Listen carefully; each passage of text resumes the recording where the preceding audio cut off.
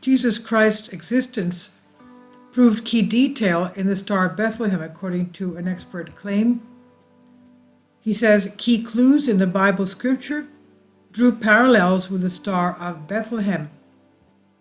Each year, the story of Jesus Christ takes center stage as nativity plays hit schools and renewed focus is placed on Christianity.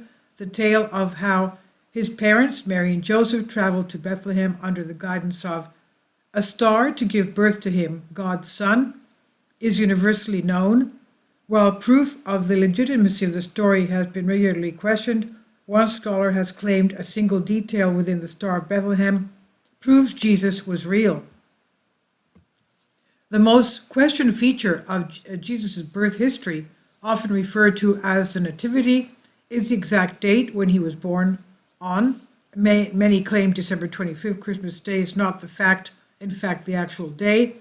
Researchers have pored over the Bible for clues, and in the Gospel of Matthew, the location of Jesus' birth was attributed to the small town of Bethlehem in the West Bank of present-day Palestine.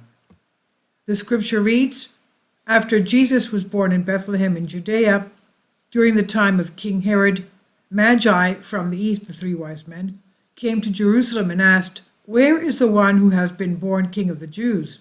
We saw his star when it rose and have come to worship him.'" Currently, the Church of Nativity at a Byzantine place of worship marked the spot many claim Jesus was actually born, and Tom Mayer, the Bible professor from California Shasta Bible College and Graduate School, once reflected on evidence he argued shows Christ's birth spot does rest in the archaic place. In 2020, the professor told Express UK, quote, "At the east end of Bethlehem's Church of the Nativity is a cave that has a 14-pointed silver star laid on the marble pavement, marking the spot venerated by Christians for millennia as a birthplace of Jesus Christ," end quote. The building Professor Mayer is referring to was originally built by Constantine the Great, that's about 320 AD, the Roman Empire between 330 BC, and the Roman Empire between 330 BC and 33 BC. It was, however, reported destroyed by 2 centuries later and rebuilt in the 6th century by Byzantine leader Emperor Justinian. It's not BC, it's actually AD. Now, the Professor Mayer, in fact, that the star has 14 points, lines up exactly with the words of the Gospel of Matthew, revealing a key clue about the origins of Jesus. He said, "The Gospel of Matthew was written with a specific audience in mind, that is, the Jews. Also is written with a specific purpose to demonstrate that Jesus was the son of David, from the line of David, that is, the fulfillment of many Old Testament prophecies and the rightful heir to the Davidic throne."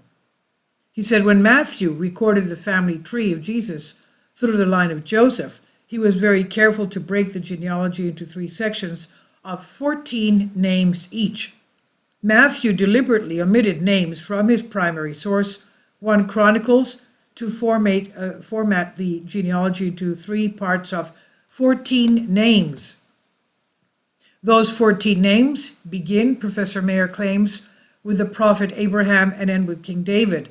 The monarch was the 3rd ruler of the United Kingdom of Israel and Judah. The section in question spans around 1,200 years of Israel's ancient history, supporting arguments of the nation was born of greatness. Now, he was not the 3rd ruler. The 1st ruler was King Saul, then it was King David, so he was the 2nd ruler. I'm not a theologian, but that's what I've read now in the Bible.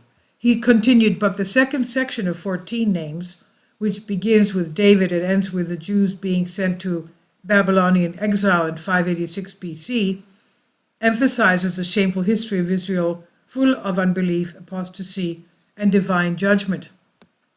He said this 2nd section, which covers the 400 years of David and his descendants ruling from the throne in Jerusalem, ends with the idea that Israel has lost its greatness. He says the 3rd section, covers a period of 600 years and also has 14 names. But in this third and final section, even though most of the men are unknown to historians, they were legitimate descendants of David and thus rightful heirs to the throne. The professor noted that Jesus' birth saw royal power being revived, and he was appointed the title Christ upon birth, which means Messiah in Hebrew. Christos, meaning charisma in Greek, meaning the person that is anointed. Okay? So he says this, he argued, is just part of the motive behind shaping Jesus' genealogy into groups of 14, adding, additionally, the 14-pointed silver star is linked directly to the name David due to the fact that in ancient Hebrew letters could stand in for numbers. Every person's name had a numerical value. A, B, C, D. Da. One is Da, and one is A, four is D. Da, the first two words of David's name. Accounts of Jesus' life, which were immortalized in the Gospels of Mark, Matthew, Luke, and John, have been regularly questioned by critics, with many arguing they were written decades after Christ died. That doesn't mean they were false. Merry Christmas, God's blessing to you and your loved ones, and I hope you have health and prosperity for the new year as well. This is by Clive Hammond on Express UK. Please leave your comments, and thank you for your support.